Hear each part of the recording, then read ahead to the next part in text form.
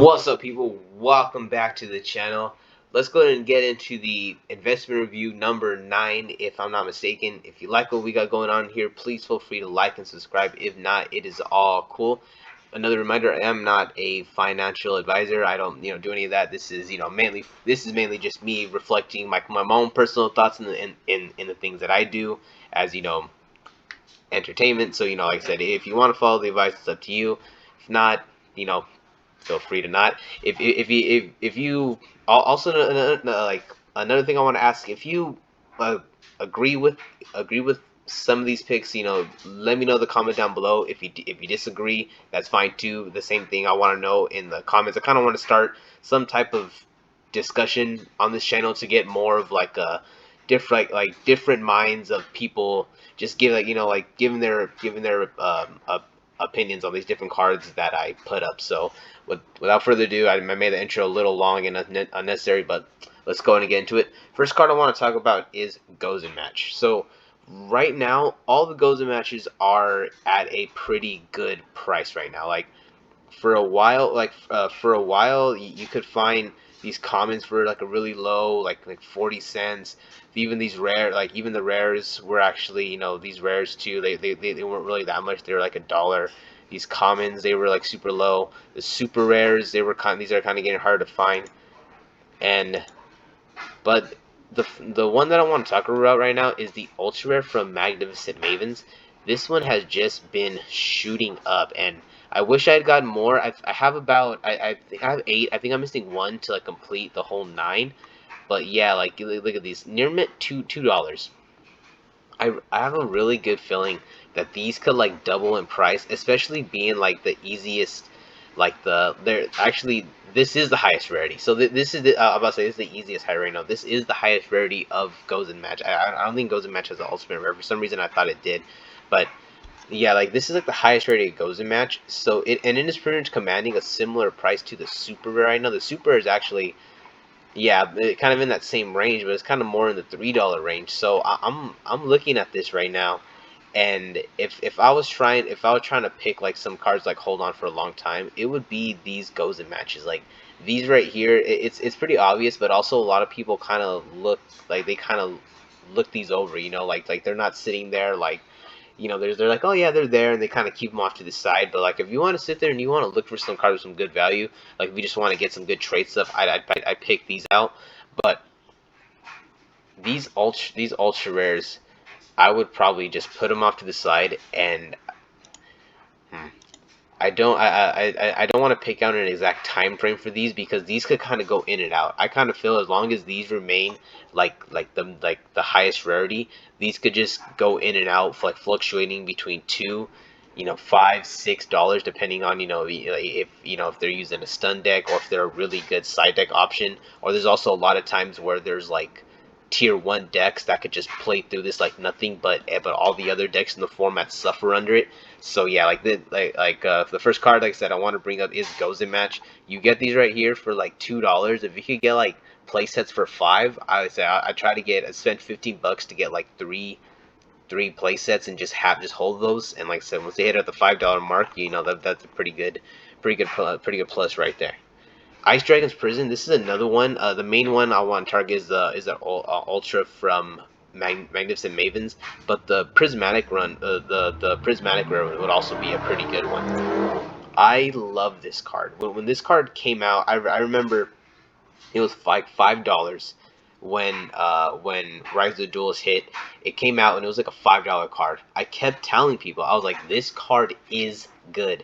This card is good. I think I had I had a playset for sure, because I had my playset, but I think I had maybe like 2 or 3 more extra playsets, and people were just like, "Oh, you're gonna trade those?" I'm like, "No, I'm not. I'm not gonna trade them. I know they're gonna go up." And these things shot to like $40 a piece, and at that point, that's when I got rid of them, because I knew, I was like, this is very broken. Like this serves as more than just let me just get something back from my opponent. It is like the ultimate interruption / removal. because it could act as a way to like get a monster back to protect you from being killed. Acts as a way to get a monster back to like to do an extra play. It also it gets rid of a monster in the graveyard. So if your opponent needs that in the graveyard, you could you target the chain to get rid of it, and then and then the whole kicker is like, and then if you just need to get rid of something on the field as well, let's say target one monster, your target one monster in your opponent's graveyard, special summon it to your field, buzz effects are negated. So this part right here just it gets you a body, can protect you, you can use it for a play. Then you could banish one monster from both players' fields that have the same type as each other. So at that point, it acts as removal for not only your opponent's cards, well, not only for another card in your opponent's field, but for the card itself to make sure it doesn't go off in the graveyard. And then and then at the same time, it allows you to take it away from the graveyard. So if you want to just keep it, you can just choose to keep it. If you don't, I don't know. When I first read this card, I don't know, that's why I'm going so crazy about it. Is like a lot of people just kind of wrote it off, and I think the same thing is happening right now. Like it's just because a lot of people are like, oh, you got the trap tricks and the labyrinth and they're not really using it and blah blah. I'm like, well, they have a lot of good cards already, so I'm pretty sure they're like I'm like, a lot of times the way I see it is this probably is on their radar, and maybe there are a lot of players that do use it and they might see success, but they rather run cards that run more with the synergy of their deck, especially if they're playing trap chicks. They rather have a lot of those trap hole normal trap cards. So they kind of sit there and say, well, if I put Ice Dragon's Prison in there, then that's one, two, or three less spots for just regular whole trap card. And then on the side of Labyrinth, maybe some Labyrinth players could it could really work to adopt putting this card in their deck. So like maybe that could be a way it sees a lot of play. But at the same time, I really feel like Labyrinth has its way. I mean, like, it's not like, I'm not saying it's perfect, because you could always kind of add and tweak the way it is, especially with the ever-changing meta. But I think Labyrinth has a good blueprint on how to run the card and how to be successful with the deck. And that blueprint right now does not include Ice Dragon's Prison. But that's also not to say that the card doesn't have potential to like really go up in the future. So I would say keep an eye out for this deck. Keep an eye out for this card. No matter what version of it, I would just pick it up. Especially these ultra rares. These ultra rares could be like a good budget option that like are very low, that people will trade.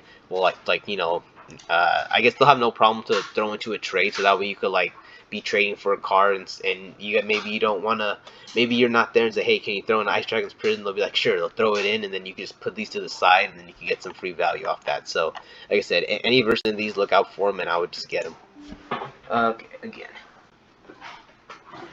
let's see. Alright, hold it. Sorry about that. This happens every single time. I never pay attention to if the thing is dying or not. Okay, so the next card I want to talk about is Skill Drain.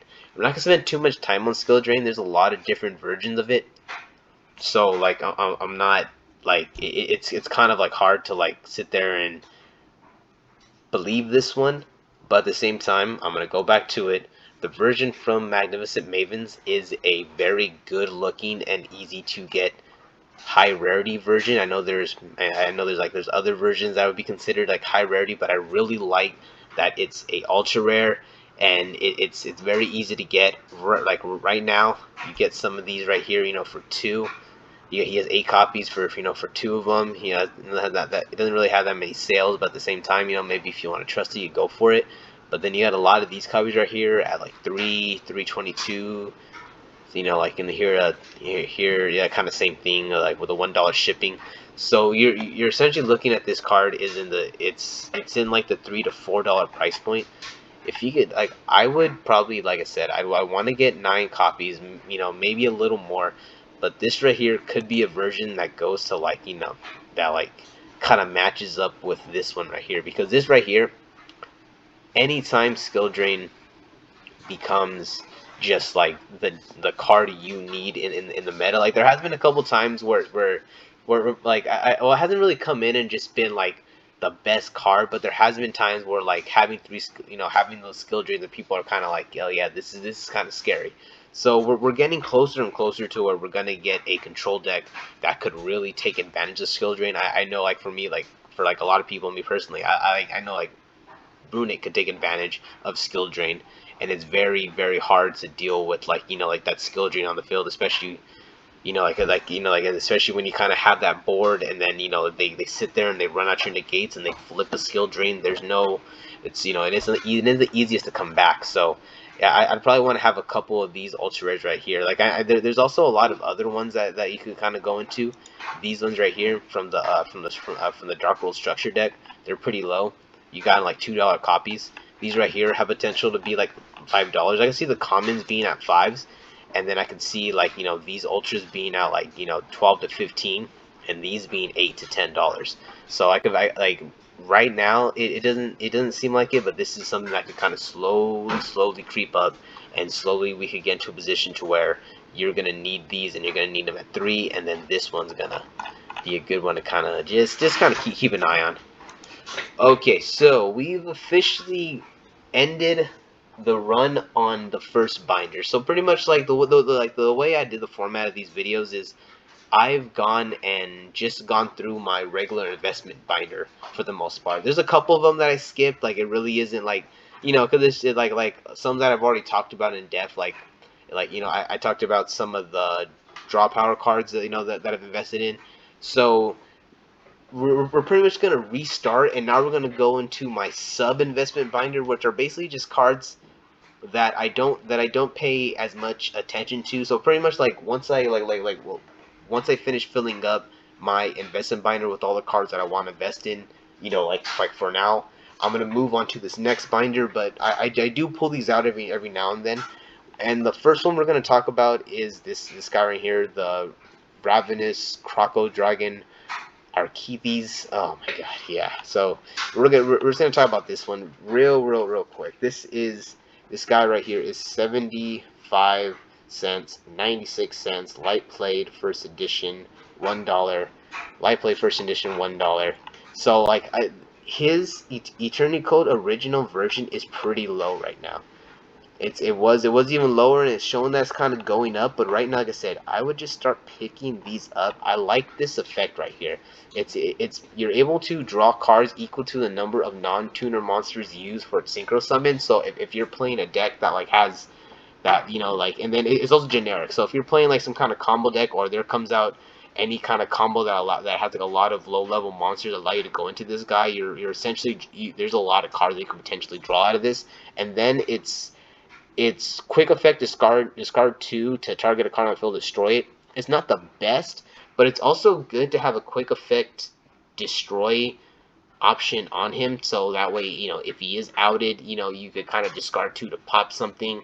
And, especially if you, like, use 4 monsters to summon him, you're basically going to draw 3 cards, and then if you drop 2, you're still going to end up with that, you're going to end up with a card in your hand off the little combo. So this has always had a little bit of potential.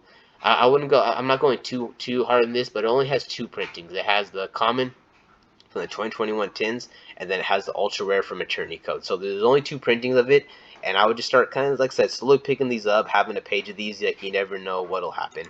And the last card I want to talk about is Sea Monster of Theseus. This is not for any combo. This is literally just for the memes, because I've always had this feeling that, like, just randomly they're gonna release something to where, for, just conveniently, you need either a level 5 tuner or a, like, well, all this card has, they're going to do something eventually.